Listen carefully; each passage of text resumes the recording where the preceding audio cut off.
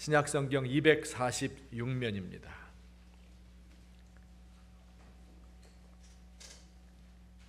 로마서 6장 1절부터 14절입니다. 한 절씩 교독하겠습니다. 그런즉 우리가 무슨 말을 하리요? 은혜를 더하게 하려고 죄에 거하겠느냐?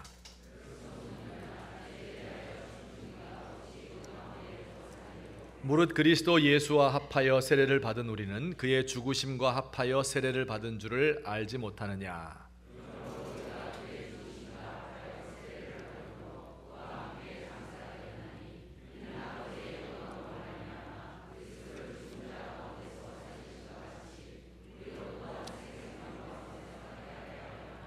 만일 우리가 그의 죽으심과 같은 모양으로 연합한 자가 되었으면 또한 그의 부활과 같은 모양으로 연합한 자도 되리라.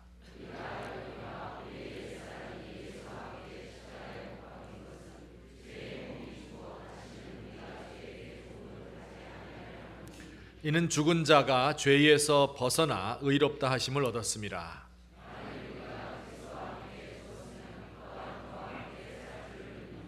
이는 그리스도께서 죽은 자 가운데서 살아나셨음에 다시 죽지 아니하시고 사망이 다시 그를 주장하지 못할 줄을 알미로라.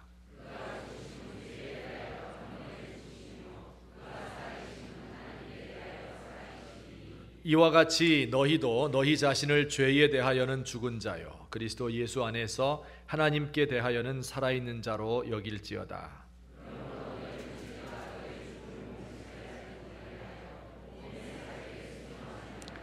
또한 너희 지체를 불의의 무기로 죄에게 내주지 말고 오직 너희 자신을 죽은 자 가운데서 다시 살아난 자 같이 하나님께 드리며 너희 지체를 의의 무기로 하나님께 드리라.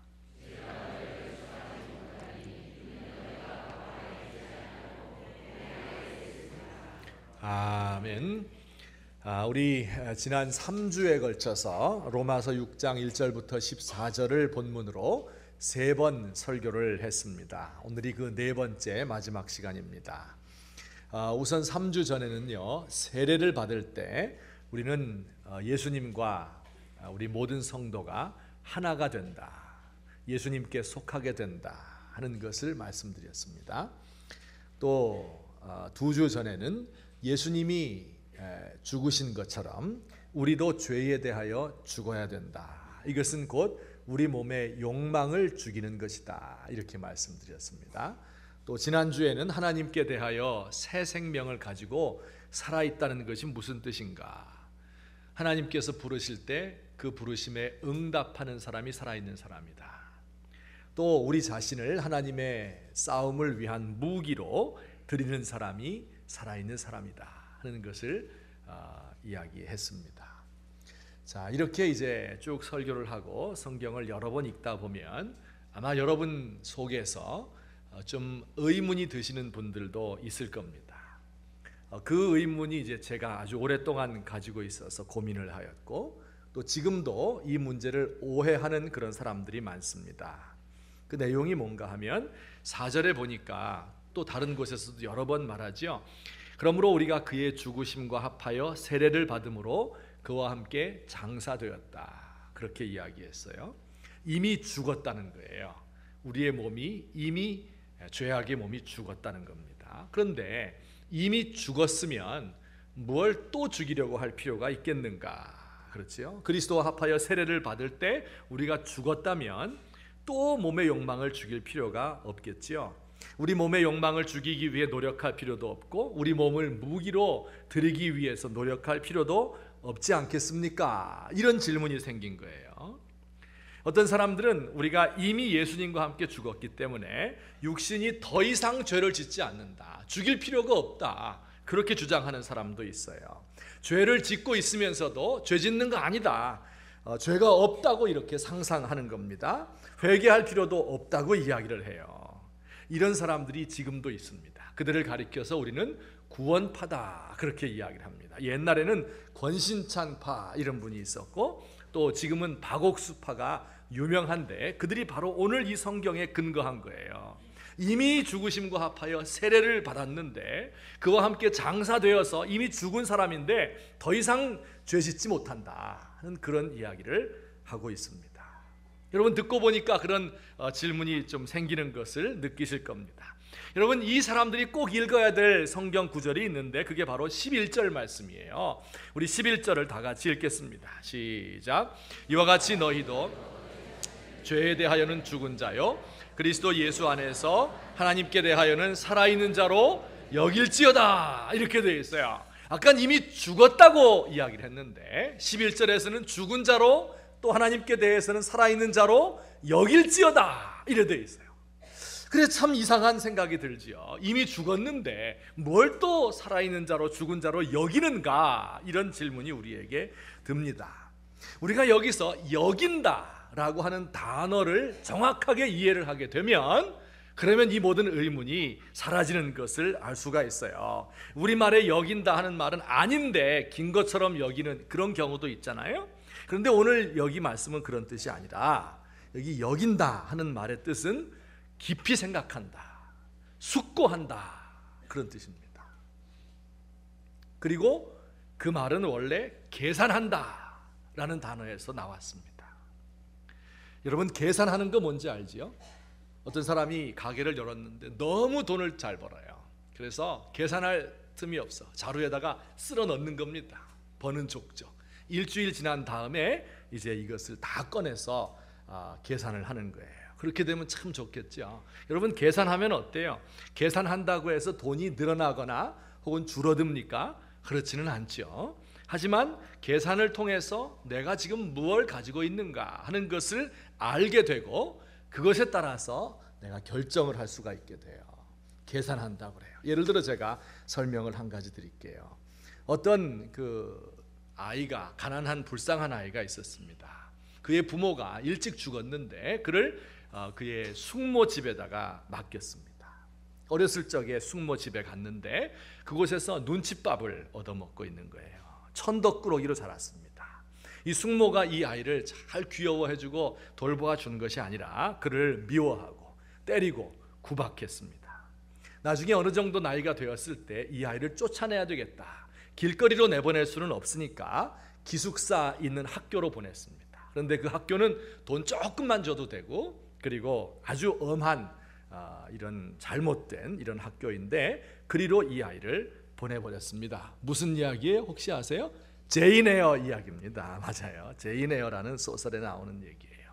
근데 나중에 이 숙모가 죽을 때가 됐어요. 그래서 이 처녀를 자기 집으로 불렀습니다. 근데 죽기 전에 고백을 하는 거예요. 사실은 너에게 아주 가까운 친척이 있단다, 이렇게 가르쳐 주었습니다. 그래 이 숙모를 장사 지낸 뒤에 연락을 해보았어요. 그 친척에게. 그랬더니 그 친척은 이미 죽었습니다. 그런데 그 변호사가 하는 말이 제인 에어 앞으로 유산을 남기고 죽었습니다, 이렇게 이야기를 해주어요. 자, 여러분이 제인 에어라면 지금 뭐 해야 되겠어요? 뭐 해야 돼요? 계산해야 돼요. 맞습니다. 계산해야 돼요. 유산으로 물려받은 것을 돈으로 환산하면 얼마가 되는지 이것을 알아야 돼요. 그걸 알면 어떻게 됩니까? 그것으로 지금까지 신세 진 사람 신세 갚을 수도 있고 또 품위 있는 삶을 살 수도 있고 사랑하는 사람이 곤경에 빠졌을 때 그거를 도와줄 수도 있습니다. 자, 여러분 생각해 보세요. 이 제인 에어가 유산을 물려받기 이전에 유산이 있는지도 몰랐을 때 그때 이미 유산이 존재했지요. 그렇죠? 또 계산하기 전에도 유산은 분명히 있었습니다. 그러나 계산하는 게 이렇게 중요한 거예요. 계산을 하기 전에는 그의 삶이 달라지지 않습니다. 하지만 그가 돈을 얼마를 가지고 있는가를 알게 된 뒤에는 그의 삶이 완전히 바뀌었어요. 이게 계산의 중요성입니다. 그래서 여러분 날마다 계산하며 살아야 돼요. 오늘 성경에 나오는 내용도 그와 같습니다. 여러분 예수님이 십자가에 죽으시고 부활하셨다는 게 사실이지요. 아멘입니까? 그 다음에 우리도 예수님과 함께 죽고 그와 함께 살아있다고 하는 것도 사실이에요. 그런데 그것을 내 것으로 만들기 위해서는, 그것이 내 삶에 정말 적용이 되기 위해서는 어떻게 돼야 돼요? 계산이 돼야 되는 거예요. 이미 하나님께서 우리에게 엄청난 유산을 물려주셨는데 이것을 계산하지 않으면 소용이 없어요. 내 것이 될 수 없어요. 이제 그것을 계산하자 하는 것이 오늘 본문 11절에 있는 말씀입니다. 그러니까 이미 객관적으로 우리가 죽었고 또 이미 살아났어요. 그런데 그것을 정말 제대로 알고 깊이 생각하게 되면 우리의 삶이 완전히 바뀌게 된다. 그것을 지금 명령하고 계신 겁니다. 우리 한 가지 더 예를 들어볼게요. 어떤 사람이 죄를 지어서 무기징역을 받았습니다. 평생 감옥에서 죽을 때까지 있어야 돼요. 그런데 그가 20년을 복역했을 때 모범수가 되어서 출소를 하게 됐습니다. 20년 동안 감옥살이 하면서 과거 사회에서의 삶과 완전히 단절되었죠. 그런데 그가 이제 감옥문을 나오게 된 겁니다. 감옥에 있으면서 얼마나 자유가 그리웠겠어요. 이날이 오기를 고대하고 참고 기다리면서 그때만 바라보고 모범적인 생활을 한 거예요. 그래서 모범수가 되어서 이제 밖으로 나오게 되었습니다. 근데 이상한 일이 벌어졌습니다. 분명히 자유로운 세상에 나왔는데 마치 감옥에 사는 것 같은 느낌을 갖는 겁니다. 밤에 꿈을 꾸면 항상 그는 작은 감방에서 간수들의 호통소리, 강제 노역하는 그 노동에 시달리고 있는 그런 꿈을 꾸는 거예요. 군대 갔다 와서도 징집영장 또 받는 꿈 꾼 사람 많잖아요. 그것처럼 꿈꾸는 겁니다. 아침에 눈을 떴는데 그 감옥에 있는 것으로 생각이 드는 거예요. 자유가 주어졌지만 자유롭지 않습니다. 하루를 살아가는 동안에 몇 번씩이나 내가 누구에겐가 지금 감시를 받고 있는 것이다 하고 느끼면서 깜짝깜짝 놀라고 있습니다. 여러분, 이 사람이 어떻게 해야 할까요? 어떻게 해야 돼요? 내 신분이 죄수가 더 이상 아니다, 이제는 자유롭게 되었다 하는 사실을 매일 매순간 자기에게 주입시키는 것이 중요합니다. 너는 자유인이야. 여기는 감옥이 아니야. 너는 뭐든지 네 마음대로 할 수 있어. 이렇게 매순간 말해야 돼요. 그렇지 않으면 그는 분명 자유인이 되었지만 계속해서 죄수의 마음을 가지고 죄수처럼 살 수밖에 없습니다. 여러분, 우리의 신분이 이미 바뀐 거예요. 그 신분에 걸맞도록 살아가기만 하면 되는 겁니다. 원리적으로는 이미 죄에 대해서 죽고 하나님에 대한 새 생명을 가지고 있는 겁니다. 이제 그렇게 실제로 살면 되는데 어떻게 하면 그렇게 된다고요? 계산하면 된다. 생각해보면 된다. 깊이 숙고하면 내가 지금 어떤 존재인지 하는 것을 알게 되고, 이것을 알게 될 때 우리의 삶이 바뀔 수 있게 된다 하는 것이 오늘 로마서 6장 11절 말씀의 뜻입니다. 자, 그러면 이것을 알게 되면 우리의 삶은 어떻게 달라질까요? 그 몇 가지 예들을 제가 성경에서 찾아보고자 합니다. 이렇게 우리가 받은 구원이 뭔지, 어떻게 죽고 어떻게 살았는지 하는 것을 계산하고 그것을 알게 된다면 우리의 삶이 어떻게 바뀔까요? 지금 우리가 로마서를 공부하고 있는데 그 로마서와 거의 비슷한 시기에 그리고 비슷한 사람에 의해서 쓰여진 책이 고린도전서입니다. 근데 고린도전서에 보면 똑같은 내용이 나오는 거예요. 그러니까 예수 믿은 사람의 신분이 이렇게 바뀌었다, 그리고 이렇게 살 수 있다 하는 것이 기록되어 있습니다. 고린도전서는 고린도라고 하는 도시에 있는 교회 가운데 문제들이 많았어요. 그래서 그 문제에 대한 해답을 제시하는 형식으로 되어 있습니다. 제가 그것을 세 가지로 나누어서 고린도 교회 사람들에게 이렇게 신분 바뀐 것을 알게 되면 어떤 일이 발생하게 되는가 하는 것을 말씀드리도록 하겠습니다. 우선 첫 번째로 이 고린도 교회에 있었던 제일 큰 문제가 뭐냐면 분쟁의 문제였어요. 성도들끼리 4개의 파로 나누어져서 서로 다투고 있었습니다. 여러분, 지금도 우리 파가 나누어져 있는 거 많죠? 도끼파, 김, 백골파, 박, 그러니까 초코파, 이렇게 이제 패로 파가 나누어져서 싸우는 이런 모습을 봐요. 근데 이 고린도 교회는 몇 개의 파로 나눠졌다고요? 4개의 파로 나눠졌어요. 교회가 4조각이 나 있다 그 말이에요. 그 4조각은요, 첫째는 바울파, 두 번째는 아볼로파, 세 번째는 게바파 혹은 베드로파라고 얘기하고, 네 번째는 그리스도파예요. 이 파가 왜 생겼냐면요, 바울파는 고린도 교회를 설립한 그런 목사님 같은 분이에요. 1년 6개월 동안 그곳에 머무르며 목회를 하고 제자를 양육했어요. 그러니까 바울을 따르는 사람이 당연히 많겠죠. 그 다음에 아볼로파는 아볼로를 따르는 사람인데, 아볼로는 어떤 사람인가 하면 성경 지식도 많고 세상 지식도 아주 많은 그런 사람이었습니다. 바울이 다른 곳으로 떠나간 후에 바울의 후임으로 고린도 교회에 와서 목회를 했는데 성경을 잘 가르쳤습니다. 지식이 넘쳤어요. 그러니까 사람들이 또 그를 따랐어요. 누가 따랐을까요? 지식이 많은 사람들, 가방끈 낀 사람들. 이런 사람은 아볼로파가 된 겁니다. 자, 그 다음에 게바파는 어떻게 생겼는가 하면 고린도라고 하는 도시의 주축은 교회가 이방인들로 구성되어 있었는데 그 중에 유태인들도 있었어요. 근데 원래 유태인과 이방인이 싫어하잖아요. 유태인들이 이방인을 막 정죄하고 미워하니까 또 이방인도 유태인을 싫어해. 너는 뭐 잘났냐 이렇게 하면서 서로 다투었어요. 그래서 유태인의 숫자가 작으니까 아마 왕따를 당했나 봅니다. 그러니까 바울이나 아볼로나 이런 사람은 너무 이제 헬라화됐다. 우리에게는 유대인 지도자가 있으면 좋겠다 해서 유대인 지도자, 예수님의 제자 중에서 제일 높았던 베드로를 우리의 수장으로 삼아야 되겠다 해서 베드로파가 생겼습니다. 그리스도파는 왜 생겼을까요? 이것도 저것도 다 귀찮다, 예수님만 믿으면 되지 하며 독자적으로 신앙생활을 하려고 했던 사람들이 그리스도파였어요. 자, 몇 파가 있었다고요? 네 파. 뭐뭐예요? 첫째는 바울파, 아볼로파, 게바파, 그리스도파, 이렇게 네 파로 나뉘어져 있었어요. 교회가 그랬단 말이에요. 여러분, 그러면 이 소식을 들은 사도 바울 선생님이 어떻게 했을까요? 아니, 어떻게 교회에서 그런 일이 있을 수 있어? 다른 곳에선 차별이 있어도 교회는 아니야. 이런 식으로 하면 하나님께서 너희 벌 주실 거야. 하나님 무서운지 모르느냐? 라고 말한 것이 아니라 이렇게 말했어요. 고린도전서 3장 21절 하반절, 우리 다 같이 한번 읽겠습니다. 시작.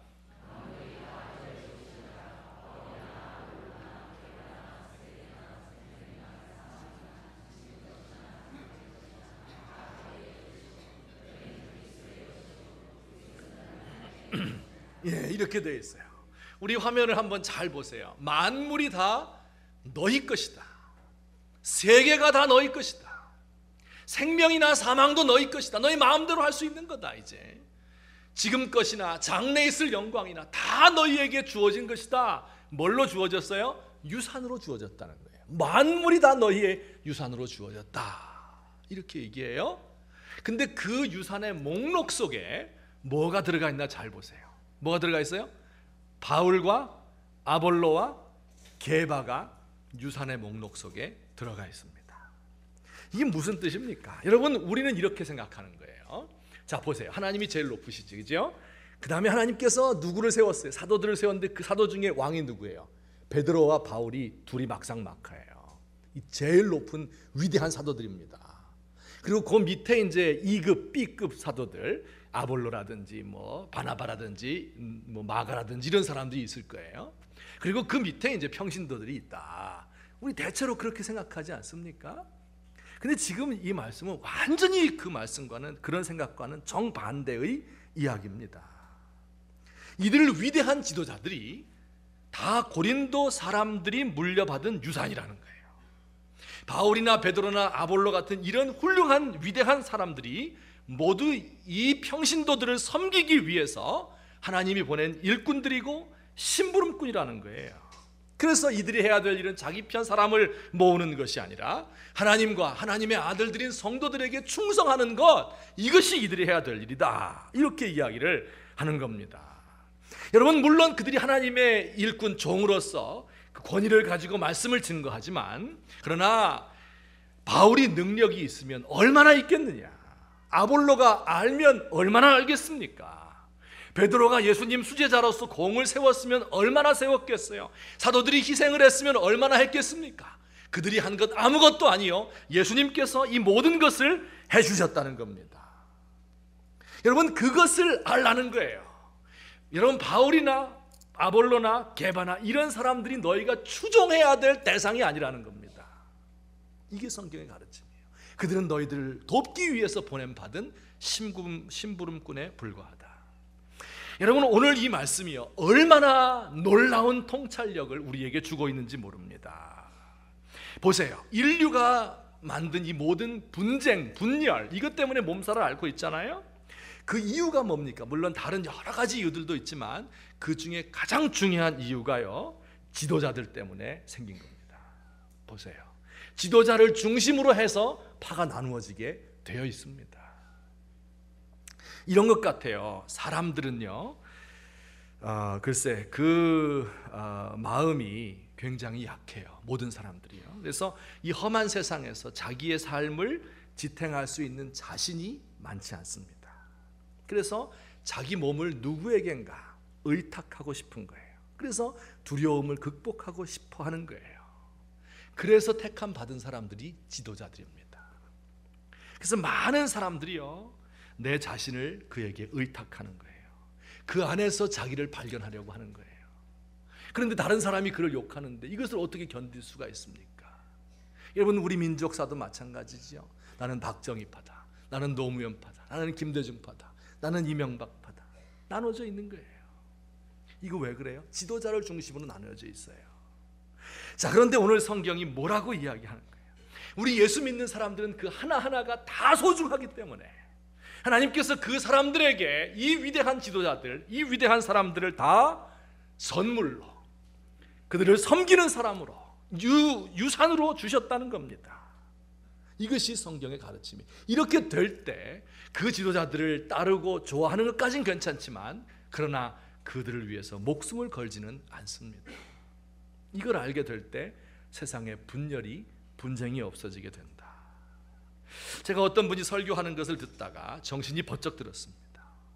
이렇게 이야기를 했어요. 나 없으면 안 될 것이다, 이렇게 생각하는 분들이 있는데 그건 착각입니다. 하나님께서 돌들을 들어 아브라함의 자손이 되게 할 수 있기 때문에 그렇습니다.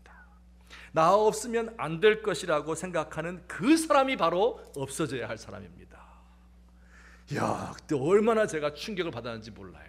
왜냐하면 제가 늘 그 생각하거든요. 나 없으면 우리 교회 어떻게 될까? 근데 하나님께서 대답을 이렇게 주셨어요. 여러분, 우리가 하나님께로부터 받은 것이 무엇인지를 알게 되면 이 문제가 해결이 되는 거예요. 자, 두 번째로 또 이들의 문제가 있었어요. 고린도 교회가. 그 두 번째 문제는 음행이었습니다. 고린도라고 하는 도시는요, 당시 인구 60만을 자랑하는 대도시입니다. 항구 도시예요. 도덕적으로 얼마나 타락했는지 모릅니다. 도시의 남쪽에 가면 신전이 있는데 아프로디테 신전이에요. 비너스, 미의 여신의 신전입니다. 그런데 그 여신에게 제사를 드려요. 우리처럼 이렇게 일부 예배는 성대하게 드리고요. 그 다음에 2부 순서가 뭐냐면 난잡한 성행이에요. 술 마시고 신전에서 봉사하는, 신전에 소속된 장녀들, 매춘부들이 나와서 춤을 추며 사람들을 유혹하고 난잡한 이런 성행위를 하는 겁니다. 그게 예배예요. 그 주변에 술집이 가득했습니다. 여러분, 이런 도시니까 어땠겠어요? 예수를 믿은 사람 중에서도 음란을 끊지 못하는 사람들이 있었습니다. 그랬겠지요? 이들에게 성경이 뭐라고 가르치는 줄 알아요? 야, 어떻게 그렇게 더러운 일을 할 수 있냐? 하나님 두렵지도 않느냐? 이렇게 하면 가정 깨지고 사회가 불안해지고 망하는 길이야. 이렇게 이야기한 것이 아닙니다. 깊이 생각할 것을 이야기했어요. 우리의 신분이 변화됐다는 것을 이야기했습니다. 어떤 사람인지 계산해 보라는 거예요. 어떤 사람이에요? 우리 6장 15절과 19절 같이 읽겠습니다. 시작. 너희 몸은 성령의 전인 줄 알지 못하느냐? 뭐라고 이야기했어요? 우리 몸이 그리스도의 지체래요. 우리의 몸이 성령의 전이래요. 여기 중요한 단어가 몸이라는 단어입니다. 여러분, 우리 생각에는 예수님이 우리 안에 성령이 어디 있을 것 같아요? 우리 머릿속에 있다, 혹은 뭐 가슴에 있다, 이렇게 영혼에 있다, 이렇게 생각하는데 성경에는 우리의 몸에 있다고 이야기합니다. 우리의 몸이 예수님의 몸의 일부분이라고 이야기해요. 이게 잘 이해가 가지 않습니다. 우리의 영혼이 예수님의 지체다. 그러면 그렇겠다. 예수님도 영이고 우리도 영이고 이렇게. 근데 우리의 몸이 예수님의 몸이 되었다. 그렇게 이야기를 해요. 이게 무슨 뜻일까? 제가 이런 경험을 한 적이 있습니다. 미국에 살 때인데요. 아내가 공부할 때 돈 벌어서 등록금 대줬다고 했죠. 그걸 뭐라고 불렀어요? 와이프 스칼라십이라고 불렀습니다. 자, 그런데 이제 아내가 일을 해서 등록금도 대주고 또 밥도 사줘야 되고 이러는데 그만 아이가 신혼 때니까 덜컥 들어앉아서, 이때 쓰는 단어가 덜컥입니다. 그래서 이제 이 아이를 낳았어요. 그리고 모유를 먹였는데 그럼 한 달 정도 쉬었다 그다음엔 또 나가야 될 거 아니에요. 출근해야 될 거 아니에요. 그래서 돈 벌어야 또 우리 식구 먹고 살잖아요. 그런데 출근하는데 아이를 데리고 갈 수 없죠. 그래서 어떻게 해야 돼요? 아침에 출근할 때 아이를 배불리 빵빵하게 배 터지게 먹이는 거예요. 그리고 출근합니다. 그 다음에 이제 한 서너 시간 정도 점심 아이 먹을 때까지 제가 그 아이를 돌보는 거예요. 기저귀도 갈아주고 이제 다 이거 하는 겁니다. 그리고 이제 젖 먹일 때가 되면은 그 아이를 바구니에 넣어서 차에 태우고 한 5분 정도 떨어져 있는데 얼른 엄마한테 가서 젖을 물렸습니다. 그때 제가 그 심정을 이해했어요. 신봉사가 청이를 키울 때 이렇게. 그런데 놀라운 사실을 제가 발견하게 됐습니다. 이 아이가 배가 고파서 에 하고 울잖아요. 그럼 그 우는 순간에 엄마의 젖이 흘러나옵니다. 이야, 놀라운 일이죠. 멀리 1km나 떨어져 있어요. 아기 우는 소리 듣지 못합니다. 그런데 아기가 우는 바로 그 시간에 젖이 돌아요. 제가 그걸 보면서 엄마와 아이 사이에 보이지 않는 끈이 있구나. 그죠? 탯줄은 이미 잘라졌어요. 그런데 보이지 않게 연결이 되어 있구나 하는 것을 알게 되었습니다. 어떤지 자연 과학에서 이것을 어떻게 해명할지는 모르겠지만 그러나 연결되어 있다. 마치 예수님과 우리와의 관계도 그런 것이 아닐까. 예수님께서 우리에게, 당신의 지체인 우리에게, 우리가 엥 하고 울면 예수님께도 가슴이 도는 거예요. 그래서 우리에게 먹여주시고 우리에게 힘을 주시고 우리를 일으켜주시는 것이 아닌가. 그래서 우리의 몸을 가리켜서 그의 지체다, 그의 손과 발이다, 이렇게 이야기를 했다고 그렇게 생각을 해보았습니다. 여러분, 제가 지금 무슨 이야기를 하고 있는 겁니까? 지금 성경은 고린도 교회의 음행에 대해서 그들을 야단치고 협박하는 것이 아니라 뭘 하라는 거예요? 그들의 신분이 어떻게 변화되었는지를 생각해 보라는 겁니다. 야, 너희들 그렇게 해서야 어찌 천국 가겠냐? 이렇게 말하는 것이 아니라 이미 천국 가 있지 않느냐? 너희 몸은 성령이 사시는 궁전 아니냐? 그런데 어떻게 그걸 더럽힐 수 있니? 너희 몸은 이렇게 깨끗한 몸인데, 귀한 일에 사용될 몸인데 함부로 굴려서야 되겠느냐? 천덕꾸러기처럼 그렇게 굴려서야 되겠느냐? 이렇게 성경이 말씀하고 있는 거예요. 혹시 여러분 가운데서 때때로 음행의 자신을 넘겨줄 그러한 마음이 생기면 오늘 이 말씀을 기억하세요. 우리의 지위가 어떻게 상승되었는가? 우리의 몸은 그리스도의 지체이다. 우리의 몸 안에는 성령님이 사신다 하는 것을 알게 될 때 우리가 우리의 몸을 함부로 굴릴 수 없게 되는 겁니다. 이게 계산해 본다는 뜻이에요. 이게 깊이 생각한다는 뜻입니다. 마지막 세 번째로 고린도 교회에 어떤 문제가 또 있어요. 문제 많아요. 그 목록 많습니다. 고린도전서 다 읽어보면 나오는데 그 중에 제가 3개만 앞에 나오는 걸로 골랐어요. 그들의 문제는요, 금전적인 손해 때문에 법정에 서로를 고발하고 송사하는 그런 일이 있었어요. 고린도 교회에서. 이 문제에 대해서도 같은 대답을 주어요. 야, 너희 그렇게 하면 구원 못 받아, 이렇게 말하는 게 아니라 이미 구원받은 우리의 신분 변화를 이해해라, 이렇게 설명합니다. 6장 2절과 3절 같이 읽습니다. 시작. 세상도 너희에게 판단을 받겠거든 지극히 작은 일 판단을 감당하지 못하겠느냐? 천사를 판단할 것을 너희가 알지 못하느냐? 여러분, 믿는 사람들이 어떤 존재라는 거예요? 하나님께서 우리 속에 살아계시고 하나님이 이 말씀 가운데 정의를 주셨어요. 그리고 우리 믿는 사람이 이 말씀을 깨달을 수 있어요. 그리고 그 정의를 행할 수 있는 능력과 용기도 있는 사람들이 그리스도인들이에요.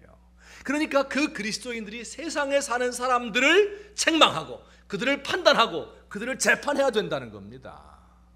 그런데 어떻게 너희들끼리의 분쟁을 가지고 믿지 않는 그 재판관 앞에 가서 재판을 청할 수가 있느냐? 심지어는 앞으로 천사들도 너희가 판단한다. 천사들이 뭐 우리가 받들어드리고 막 이렇게 할 위대한 존재가 아니라 그들이 예수 믿는 사람들을 수종드는 사람이에요. 나중에 가면 그 천사들 중에도 나쁜 놈 있으면 다 가려내야 되는 이런 것이 우리가 재판장으로 해야 될 일이다. 이 정도 능력과 이 정도 지혜를 하나님께서는 우리에게 주고 계신 거예요. 그런데 어찌 그것을 다 잊어버리고 그 밑에 가서 재판을 받으려고 하느냐? 이렇게 이야기를 하고 있는 거예요. 물론 모든 법정 투쟁이 다 잘못된 건 아니지요. 판사도 있고 검사도 있고 다 세상의 정의를 위해서 필요한 분들이에요. 하지만 최소한도 교회의 문제를 법정으로 가져가서는 안 될 거예요. 교회 안에도 법이 있어요. 그 법에 따라 판결하면 됩니다. 혹시 여러분 생각에 이거 판결 안 나요, 그거 서로 우기기 때문에 뭐가 정의인지 몰라요, 이렇게 이야기하는 사람도 있을 거예요. 지금도 그렇습니다. 2000년 전에 있었던 그 일이 지금도 일어나고 있는 거예요. 교회에서 의견을 달리하는 사람들끼리 권세를 놓지 않기 위해서, 교회당을 차지하기 위해서 법정에 서로 고발하고 믿지 않는 판사 앞에서 죄인 취급을 받고, 정말 안타깝고 부끄러운 일입니다. 목사님, 그럼 어떻게 합니까? 다 뺏기게 됐는데. 성경에 답이 있어요. 6장 7절 말씀, 제가 이 말씀을 얼마나 좋아하는지 몰라요. 제 일생의 모토 중에 하나입니다. 다 같이 시작. 차라리 불의를 당하는 것이 낫지 아니하랴, 차라리 속는 것이 낫지 아니하랴. 야, 차라리 불의를 당하는 것이 낫다, 차라리 속는 게 낫다. 얼마나 명쾌한 대답입니까? 그까짓 거 수백억 재산 있는 사람이 콩나물 가게 앞에 가서 깎으면서 이거 정의가 어떻고 잘못됐고 뭐 이렇게 이야기하는 거 너무 부끄러운 일이다. 잘생긴 내가 참는다, 그 얘기예요. 그까짓 거 명예 말이요, 하나님이 나에게 주신 명예가 너무 커, 너무 영광스러워요. 근데 세상에서 그거 못 받았다고 해서 그거에 막 목매다는 그것이 너무 안타깝다, 그 이야기입니다. 차라리 불의를 당하는 게 낫고 차라리 속는 게 낫다. 와각지쟁이라는 고사성어가 있어요. 달팽이 위에 달팽이 뿔들이 서로 싸우는 겁니다. 달팽이 보면 그 뿔들이 있죠. 그것들끼리 서로 싸운다는 거예요. 여러분, 이 세상이 이렇게 넓고 우리 할 일이 이렇게 많고 하나님께서 우리에게 이런 지혜를 주셨는데, 어떤 사람들 보면요, 예수 믿는데 마음이 그냥 좁아 터져가지고 밴댕이 속 같아가지고 별것도 아닌 거 가지고 오해하고 시험 들고 토라지고 샘내고 삐치고 변덕스럽고 막 난리에 난리. 이게 와각지쟁. 예수 믿는 사람이 이거 해야 될 일이 아닙니다. 우리의 지위가 이렇게 높아졌고 우리의 신분이 이렇게 상승되었고 우리에게 물려준 유산이 이렇게 많다 하는 것을 알게 될 때, 그때 우리의 삶이 달라지게 되는 겁니다. 이것을 계산하라, 이것을 깊이 숙고하라 하는 것이 오늘 성경의 가르침입니다. 결론적으로 말씀을 맺으려고 합니다. 그렇게 되면 얼마나 좋겠어요, 그죠? 매일 이것을 기억하고 그렇게 살아야 되겠다. 하나님 자녀처럼 온갖 걸 다 가진 사람처럼 당당하게 살아야 되겠다. 얼마나 좋은지 몰라요. 근데 우리에게 있는 중대한 문제가 있는데, 그게 뭐냐면 잊어버리는 거예요. 자꾸 잊어버려요. 이게 문제입니다. 어떤 부부가 외출을 하는데 한 5분쯤 차를 타고 갔는데 아내가 말했어요. 어머, 나 다리미 꽂아놓고 그냥 나왔네. 잊어버린 거죠. 막 뛰어가서 다리미 꽂아놓고 나면 큰일 나잖아요. 그래서 가서 봤더니 뭘 꽂아놓고 와, 잘 정리해서 옆에다 밀어놓고 왔어요. 정신 없는 거죠. 며칠 뒤에 또 이제 차 타고 외출을 하는데 어머, 다리미 꽂아놓고 왔네. 또 잊어버린 거예요. 또 남편이 얼른 가서 보니까 다리미는 잘 개켜져 있고 안 꽂아놓고 잘 해놓고 온 거예요. 얼마 뒤에 또 차 타고 가는데 엄마, 나 다리미 꽂아놓고 왔네. 그러니까 이번에는 남편이 가방을 열더니 다리미를 딱 꺼내, 봐라, 가져왔다 여기. 아이고 참. 텔레비 보다가 말이에요, 전화 오면요, 이 리모컨 이거 들고 막 잖아요. 그거 괜찮은데 다리미 하다가 전화 오면 지금 아이고, 우리 주부님들 참 잘 잊어버리시죠. 그러니까 애기 자꾸 낳는 거예요. 하나 낳고 절대로 죽어도 못 낳는다 이렇게인데 좀 있으면 다 잊어버려요. 그래가지고 또 낳는데 잊어버려요.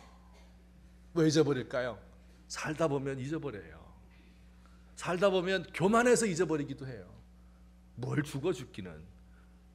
살다 보면 힘들어서 잊어버릴 때도 있어요. 살기 바빠가지고 잊어버려요. 근데 어떻게 하면 안 잊어버릴까? 성경에 답이 있어요. 우리 한번 8장 로마서 8장 16절 17절만 읽고 마치도록 합시다. 시작. 성령이 친히 우리 영과 더불어 우리가 하나님의 자녀인 것을 또한 상속자 곧 하나님의 상속자요. 아멘. 자, 오늘이 무슨 날이에요? 성령 강림절이에요. 성령님께서 오순절날 최초로 이 땅에 임하신 것을 기념하는 그런 주일입니다. 자, 그런데 성령이 하시는 일이 뭘까요? 라고 물어보면 아마 여러분 중에서 그거 랄랄랄라 방언하게 하고 예언하고 능력 주고 은사 주고 병 고치게 하고 이런 게 성령이 하시는 겁니다 라고 이야기하는 게 아주 틀린 건 아니지만 점수가 그렇게 높지 않습니다. 성령님이 하시는 일 중에 1번 제일 중요한 일이 있어요. 그게 오늘 말씀이에요. 로마서 8장 16절이에요. 성령이 친히 우리 영과 더불어 뭐해요? 우리가 하나님의 자녀인 것을 증언하신다. 자녀인데 어떤 자녀예요? 상속자. 하나님의 유산을 엄청나게 물려받은 상속자인 것을 성령이 가르쳐 주신다는 겁니다. 우린 자꾸 잊어버리는 거예요. 잊어버리니까 낙심하는 거예요. 잊어버리니까 우울한 거예요. 잊어버리니까 죄 짓는 거예요. 잊어버리니까 새 생명 가운데 못 행하는 겁니다. 그런데 성령께서, 근데 그 성령이 어디 있다고 그랬어요? 아까 우리의 몸에 있다고 그랬지요. 그리고 우리의 영에 있잖아요. 우리 영에게 증언해 주시는 거예요. 네가 하나님의 자녀야. 네 몸은 성령의 전이야. 내 몸은 그리스도의 지체야. 너는 앞으로 천사를 판단할 사람이 될 거야. 이렇게 성령이 우리에게 가르쳐 주십니다. 그렇게 될 때 비로소 계산할 수 있어요. 그리고 우리가 하나님 앞에서 기도할 때 늘 그렇게 기도하는 거예요. 성령님, 제 안에 계신 성령님, 제 영에게 오늘도 말씀해 주세요. 세상 사람들은 저에게 너 하나님 자녀 아니라고 이야기합니다. 너 같은 거 하나님이 버렸다고 이야기합니다. 이렇게 가난하고 이렇게 못 살고 이렇게 실패하고 이렇게 병들었는데 너 같은 것이 무슨 죄 졌는데 하나님 자녀냐, 이렇게 이야기합니다. 그러나 우리가 하나님과 깊은 관계에 들어갈 때 성령님께서 우리 영에게 말씀하시는 거예요. 맞다, 네가 하나님 자녀야. 네가 하나님의 상속자야. 내 몸은 하나님께서 주신 성령의 전이야. 내가 내 속에 지금 있지 않니? 내가 사람들을 판단하고 천사를 판단하게 될 거야. 그 영광이 무궁하게 될 거야. 내 유산의 목록이 얼마나 긴지 아니? 한번 헤아려 볼래? 성령께서 우리에게 날마다 가르쳐 주십니다. 저와 여러분이 이 음성을 들으시고 그 안에서 참된 평강과 행복을 누리실 수 있는 저와 여러분 되시기를 우리 주님의 이름으로 축원합니다. 아멘. 우리 같이 한번 기도합시다. 우리 하나님의 상속자인 것을, 유산을 많이 받은 사람인 것을 늘 기억합시다. 아볼로나 베드로나 바울이나 생명이나 사망이나 현재일이나 장래일이나 다 우리에게 주셨어요. 우리의 몸 자체가 그리스도의 지체입니다. 성령의 집입니다. 높아졌기 때문에 세상의 사소한 일에 우리의 목숨을 걸면 안 됩니다. 너그러운 사람 돼야 됩니다. 우리 자신들을 기억하며 하나님 앞에 간절한 마음으로 날마다 이것을 기억하게 하여 주옵소서. 우리 기도하시겠습니다. 사랑의 하나님 아버지, 고맙습니다. 아버지 하나님, 연약하고 부족한 저희들을 사랑하시고 오늘까지 인도해 주셨사오니 감사합니다. 아버지 하나님, 이 부족한 종이 아버지 하나님 이 사실을 자꾸 잊어버리고, 하나님 아버지 자꾸 잊어버리고 잘못된 길을 갈 때가 얼마나 많습니까? 하나님 아버지, 용서해 주옵소서. 아버지 하나님, 이 종의 아버지 하나님 분열하려는 마음과 교만한 마음과 음란한 마음과 아버지여 돈 때문에 명예 때문에 하나님 아버지 사람들을 싫어하는 이런 마음을 주께서 용서해 주시옵기를 원합니다. 하나님 아버지, 제가 어떤 존재가 되었는지, 어떤 신분의 사람이 되었는지, 어떤 유산을 가지고 있는지 계산할 수 있는 은혜를 우리에게 허락해 주시옵소서. 하나님이 우리 교회에 속한 권속들을 붙잡아 주시고, 하나님 우리 조국의 교회 가운데 함께 하시고, 이 기본적인 사실을 분명히 확실히 알 수 있도록, 날마다 기억할 수 있도록 하나님 우리를 도와주시옵소서. 모든 것 감사하며 예수님의 이름으로 간구합니다. 하나님 아버지, 은혜를 감사합니다. 주님께서 우리에게 성령님 보내셔서 날마다 우리에게 증언해 주시니 감사합니다. 우리가 죄에 대하여는 죽은 자, 그리스도 안에서 새 생명으로 살아있는 존재임을 늘 기억하게 하시고, 그리고 그 안에서 참된 생명을 누릴 수 있도록 하나님 도우시며, 시험에 빠지거나 죄에 들지 않도록 하나님 도와주시고, 넓은 마음, 너그러운 마음을 가지고 포용하며 살아갈 수 있도록 우리 하나님 도와주시옵소서. 예수님의 이름으로 기도하옵나이다. 아멘. 우리 함께 찬송하실 때에 유월절 어린 양의 피로 하는 이 귀한 좋은 찬송입니다. 우리 한번 부르면 금방 따라서 할 수 있는 찬송입니다. 유월절 어린 양의 피로 나의 삶의 문이 열렸네. 저 어둠의 권세는 힘이 없네. 주 보혈의 능력으로 원수가 날 정죄할 때도 난 의롭게 설 수 있네. 난 더 이상 정죄함 없네. 난 주 보혈 아래 있네 하는 이 찬송입니다. 우리가 어떤 존재인지를 늘 상기하며 우리의 삶을 살아야 될 줄 압니다. 찬송 부르시겠습니다.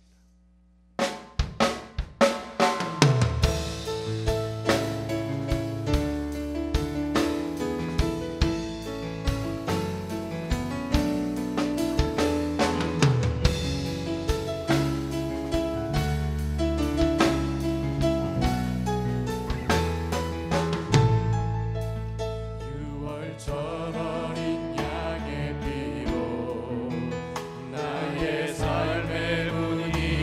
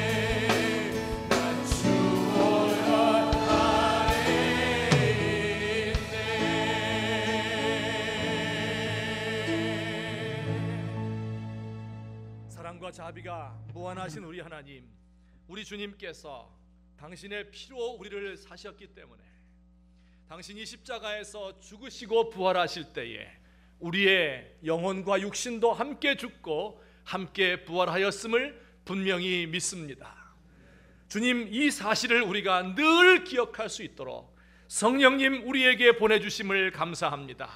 늘 그의 음성에 귀를 기울이게 하시고 내가 하나님의 자녀야, 내가 하나님의 상속자야, 세상이 무엇이나 이야기하든 너는 내 말을 들어야 돼, 성령님 증언하시는 그 음성을 날마다 알아들을 수 있는 저희가 되도록 우리를 도와주시옵소서.